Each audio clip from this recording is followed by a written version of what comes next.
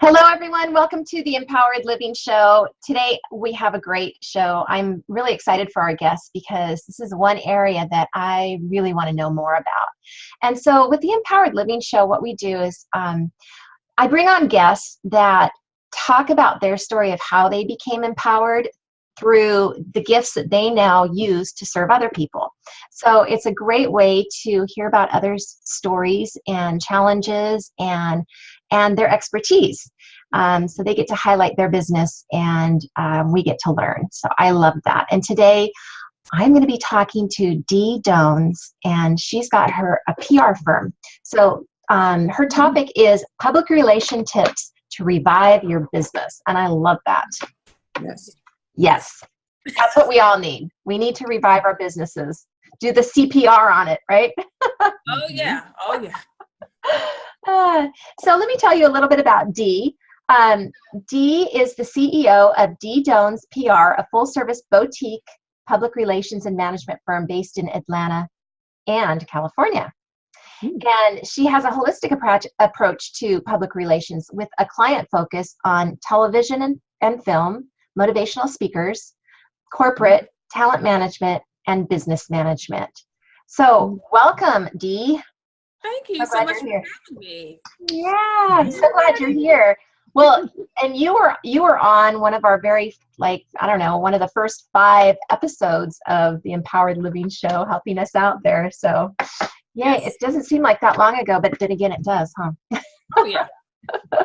So, tell us a little bit about public relations, the business of public relations, and what do you do? Well, public relations, it really has gone through a good trajectory here in the last 5 or 10 years. It encompasses so many different things, but simply put, public relations is anything that you do so people can hear about your product, your brand. If you have a new product launch, if you have a show that's coming out or a book that you've written, it's anything you do so that way you can get publicity. It could be in the way of media, newspaper, magazines, or being on a broadcast interview. And it can also nowadays incorporate social media, bloggers, especially if you have an item that you're selling in clothing line, health supplements, things like that. Now it's the bloggers and what they call the social media influencers that will talk about your product and get people to buy it. So it really is across that. And when you talk about public relations, especially you talking about TV and media, that's when if you hire a well-known public relations person that has a really good Rolodex, then it's easy for them to reach out to their list of journalists that can get, you booked on like CNN or in the Forbes magazine and things like that. So you can do a lot of publicity yourself. However, if you're talking about national publicity, you really do need to have some help from either a public relations firm like myself that I own, or a freelance publicist. Okay, great. So when somebody goes to you and they go to you because you've got a far reach. Exactly. Yeah. Exactly. And for me, I reach beyond just basic public relations because, say, for instance, if someone's going to be on reality TV, a lot of those people may be one-hit wonders. You don't know if they're going to have the show for more than 1 or 2 seasons. So I help with their product development. Here, you need to write a book. Let's develop a product line. Let's get some speaking engagements because you want to have multiple streams of income. So that's where the talent management or the business management comes in, because you don't want to just focus on just publicity for that one thing that you're doing on TV. So I'd like to be holistic in that way where, I have entertainment attorney on staff, a business attorney, and then I deal with anything from e-commerce to book development and things like that too. Wow. That sounds good. So how did you come about, just briefly, I don't want to take up so much time, because we have a lot of stuff to cover, but how did you get into this? Well, I've always been into some form of creative field. I started off as a travel writer many, many years ago. And I've been in TV writing, and I'm a writer. I'm a published writer myself, and I've done many different things. And I've always been into some form of communications. And I'm the one that people said when I was in high school, if you tell it to Dee, everyone's going to know about it. So like, hey, get this new jacket, get this new haircut. And everyone's going to get it. So I'm just natural with really marketing and promoting people and things. And so it just branched off from there. I'm self-taught. And I started off doing copywriting and sales many years ago. And then from there, I jumped into doing trade shows. And, you know, I was the one that would be demonstrating the car and talking about, I was a product specialist. So I've done all different types of marketing. And it's really good because all these different ways of communicating with people helps with public relations, with, how I pitch a person's product to a journalist, how I coach people on how to look well on camera, how to be, present themselves well, and all these sorts of things. And I also do communications trainings for people's staff so they can know how to do a lot of these public relations things themselves. So I've done every aspect of marketing that you can ever think of, and it really helps just with the experience that I give to my clients. Yeah, absolutely. So you're considered a connector, right? A networker. Oh, yeah. Most definitely. Yeah, that's awesome. So tell us about PR nowadays. Like, what is hot right now? Okay, like I mentioned briefly when I was explaining what I do in public relations. Well, you have to really integrate traditional marketing techniques with what people are doing now. Everyone's on social media. Everybody is doing Facebook Live. You have the Periscope, the Snapchat, the Instagram. So now the big thing is that you have social media influencers. These are the people that may have 20, 40,000, 100,000 followers on Instagram or Facebook and Twitter.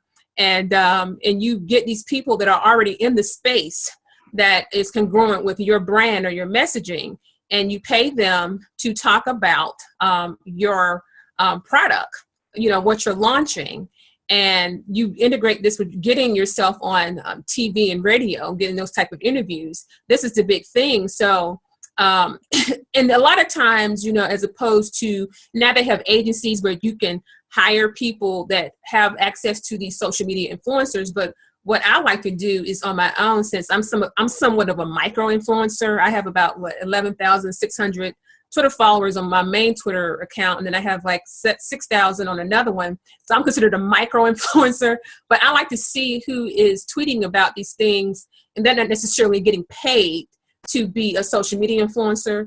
And I find that these people, they're probably a little bit more organic and more authentic with some of the things that they're talking about.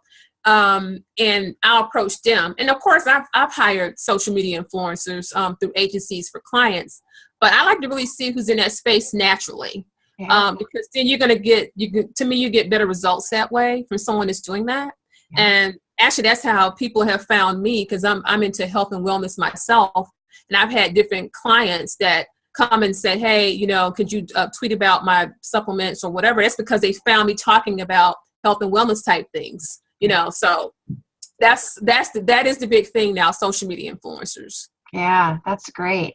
So, that's the thing here. So there's so much noise out there. So you almost have to go through somebody else like yourself in order to make a dent in the ocean, right? Yes, you do. And then, of course, to me, it's a lot of analytics involved. So you don't want to just be paying money and connecting with people that are the wrong demographic, And to me, and we were discussing this with some PR peers online, you don't even have to have 100,000, even 40,000 followers. If you have 10,000, even 5,000 good followers, and they really are liking and responding to the comments that person is making, you can get some really good conversion rates on items that you're selling. So it's really about fine-tuning the program, social media campaigns, and finding people that have the demographics.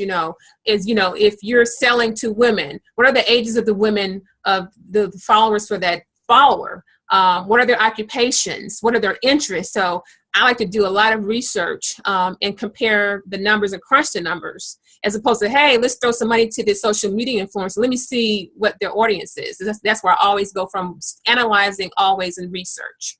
Yeah. And that's, I mean, it's so important. You've got to test and test and test, right? Your Yes. message, your language, your demographics, and all of that.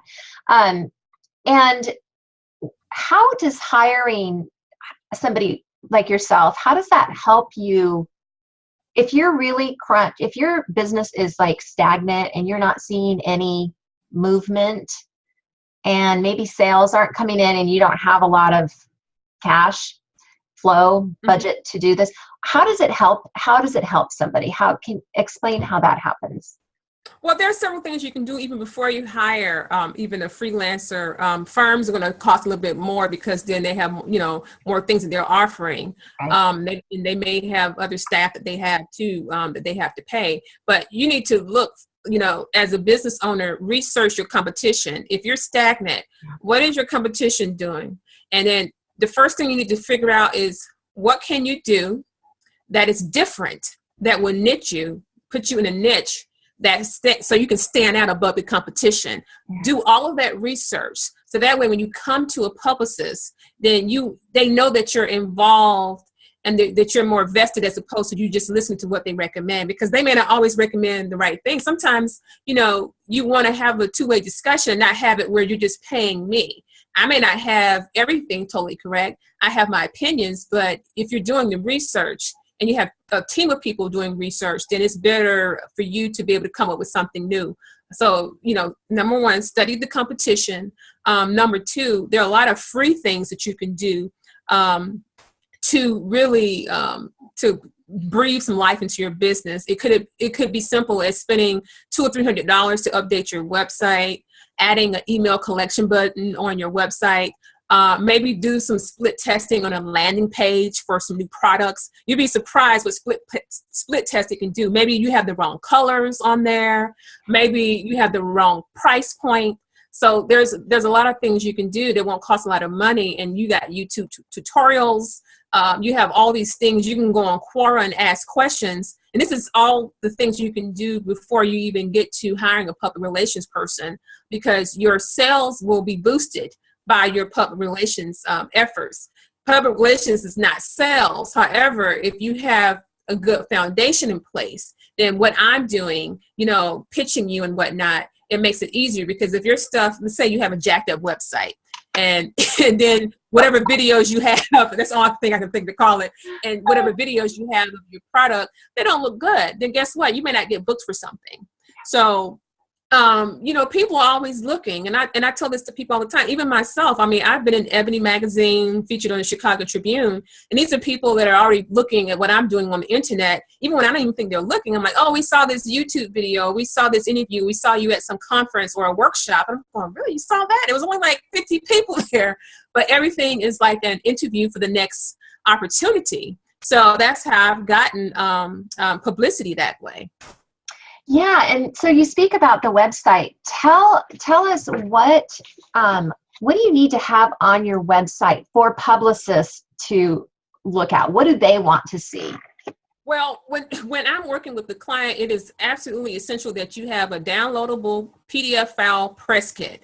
So, I create that, and it needs to be interactive. And, you have a short bio of yourself with a beautiful picture. So if client doesn't have the right pictures, I'll tell them either take them professionally, or I have a photographer who can take them. You have a bio, and then you have a way to get in touch with you. You have nice colors. You have a list of all your media appearances, if you've done those, and any links to any videos showing you demonstrating the product or your service or whatever it is. So, and it's downloadable on your website, because journalists, they may be working with their editorial staff. They may be in different offices, even in the same building or in different states. So they can just click on it and see, and they can print it up if need be. And plus, very rarely do you have someone that you give a physical press kit to. It saves a lot on paper and things like that, but you have to have that on there. It has to be what I call journalist friendly, with short paragraphs. You don't write a long, giant run-on sentences and paragraphs. I tell people, I said, you're not writing a novel. Okay, you're not John Grisham or Stephen King. Put bullet points, little, 3-line sentences, nice pictures, nice, vibrant words, sound exciting, that's the main thing. And I have writers that help with all of that, with keeping the press kit well. But yeah, and the website itself should be easy to navigate. If it's hard to figure out what you are, what your message is, then we have to redo that. Then what is your core message? It should be very easy to see when you look at a website. Well, what is Lisa about? What is Dee about? You shouldn't be questioning where to click to get to something. Right. So that's the basics of that in terms of publicity. Great. Perfect. Thank you for that. And so you talked briefly about journalists. How do you get in front of journalists? How do you get them to notice you and get your stuff out there? Well, that's where having a good niche is good, is essential. Actually, I used to be a journalist many years ago. It's a horrible one, but people will pitch. I'm just telling the truth. But at least you've got the experience, right? Experience. And so people would send you pictures all the time and you would throw most of them away. So what you have to do is you have to really understand what is happening on a news day. Usually on Monday, journalists are trying to get all their work organized to prepare for deadlines, whether it be if there's a daily newspaper, weekly, or whatever. So you need to be cognizant of the deadline times. Don't try to pitch somebody or, hey, if something is trending that's political and then you're going against the grain of what that topic is for the moment or the week, then don't pitch that. Yeah.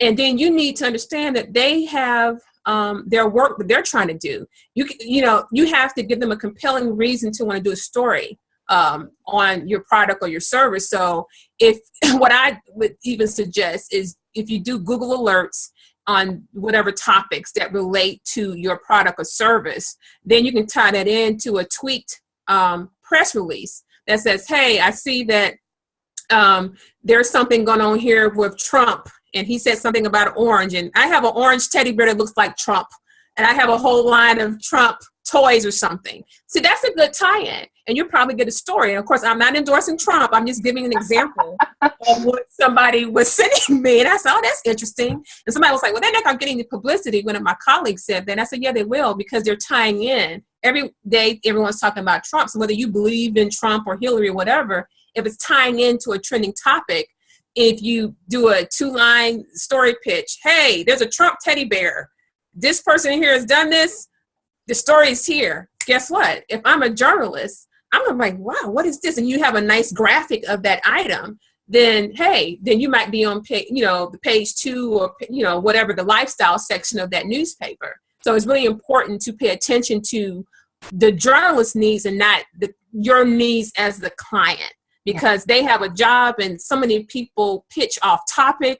They don't even write on that subject. This person is lifestyle. You're talking about something else. So that's the first thing. And then the second thing that you have to do, because there's so many people vying for their attention, the attention of the journalists, you need to really, if you're trying to do publicity yourself, you need to really go on Twitter, Facebook, and connect with the journalists. And I'm not saying, oh, hey, do a story on me. Look at what they're doing. Comment, oh, I read that story that you did for the New York Post. So that was a good story. Start dialogue. And that way, when you have something that is relevant, then you're not beating them over the head. You've already started dialogue. They've seen your website, Facebook page, or Twitter page. And then it's not like you are doing a cold pitch. Mm-hmm. But like I said, most people, when I tell them that advice, they just want to just, add all these people on Twitter and Facebook and harass them. And that's why I said it's really good to hire someone that's an experienced publicist, because this is what we do. We already know some of the people, or we form these relationships ourselves. And since there's a level of professionalism with publicists, then more than likely we're not acting like that. Most of us are not. Some of us may, but not me. Let me correct that. But they are more likely to talk to someone that is a professional and seasoned, well-known publicist, as opposed to someone that's like, hey, I got this new toy. come look at this toy, you know, they're like, oh God, this person's harassing me on Twitter. They don't want to be hearing that, you know, throughout their workday. So those are some quick and easy tips. If you are on a budget and you can't really afford a publicist, but I highly recommend, even if you just hire a freelance publicist, and just, even if you just say, listen, I will pay $50 an hour. Can you generate a list? Can you pitch 10 people for this week or something?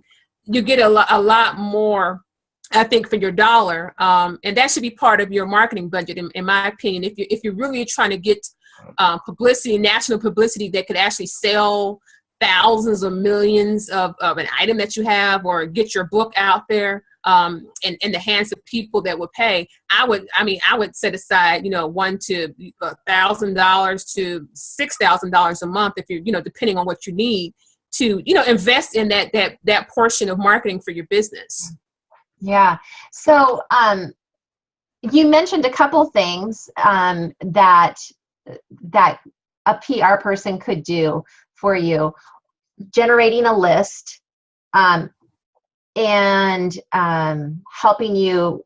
I mean, can you think, what are, like they have a list of what VAs can do for you. What can PR do? What can Okay. you? Well, typically on the top of the list, you know, they have to know how to write a good press release. If they can't write a good press release, oh Lord, are they even a real publicist? So a good press release. They need to be able to do communications training with you if you need to be on camera, which, you know, with your clothing, your hair, and if you don't know how to speak, you know, like I have a problem. People say, I didn't believe you had this problem, but I would blink a lot when I would do interviews. So I had to get media training myself years ago. And then I tend to be a fast speaker. So when I'm, you know, doing something, I say, okay, hi, this is Dee. And so, you know, and I do that too. So that should be on their communications training. The number 3 thing should be, they should be able to have a list for what you need publicity for. So let's say a publicist specializes in beauty and health. Like, for instance, I had a client that I placed in Essence magazine for her flat iron with detachable comb. So I don't necessarily do beauty, but I had contacts just for what she was doing. So now, because of that, I'm attracting more beauty clients. Yeah. So now I can say, okay, well, I don't, you know, even though I specialize in TV, motivational speakers in corporate, now I can say, okay, I do beauty, and this is, you know, I do beauty and health now. So usually, if you find those people, they should be able to generate a really good list for you, or else why are you going to hire them? So the list is everything. If they don't they don't have access to a database, and you can ask them, and most of us, we get a very expensive database. Membership would cost like $5,000 a year. It's called a Cision database. So if they don't have a good database of all these people, then, you know, I don't know. And so there are times when they don't necessarily have to have that, because you have the Rolodex, but you can actually email new journalists or new contacts, and they have access to it, and you email it to the journalists, and because they are part of that for free, right, they will get the pitch and look at it, as opposed to, oh, if you're not on that list. So those are things that you can ask the publicists, and those are the main things. And I will also add, additionally, if they're social media savvy, if you Google them and you can't find them on the internet, I mean, if you Google, you know, I'm like on 50 pages of Google, you know, for different things, my volunteer work and my own publicity that I've generated for myself and my own personal projects. So I say, you know, I'll say, people say, well, how do I know? I said, just Google me. Yeah. That's all. Just Google me, and then you go and research, and then you come back to me, because I don't do any advertising myself. You know, advertising is word of mouth. You know, great. So that's a checklist there. Awesome. Oh my gosh, this has been, like, you've given us great tips, and you have something really, really cool for the listeners. Do you want to tell them about that?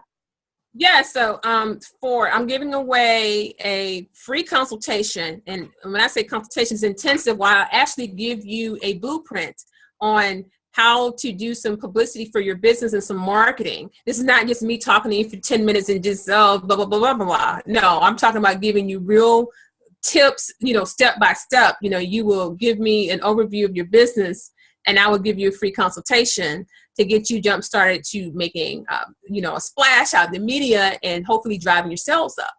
Awesome. Oh my gosh, that sounds so exciting. And so people can go to your website directly, ddoanespr.com, or I'm going to put it in the file in the Empowered Living Facebook group so that you can have the downloadable, this replay and information, a link, access to the link. So, oh yes, most definitely. yeah, I'm excited. I might have to do that too. Wow. This Yeah, I sounds saw you taking, everybody's taking notes over here. I saw, listen, everybody's taking notes. And I'm a note taker. I have so many of these spiral binders. My husband laughs at my all of them that I have. But anyway, I think it's important to take notes because that's how I think. That's how my brain works. But anyway, thank you so much for being on the show. I really, really appreciate it. Thank you. I know this is going to be great. Thank you for having me. Yeah, this is great information for the listeners. So I really appreciate it. Thank you so much. Thank you. Okay, thank you. Okay, I'll talk to you later. Bye. Bye.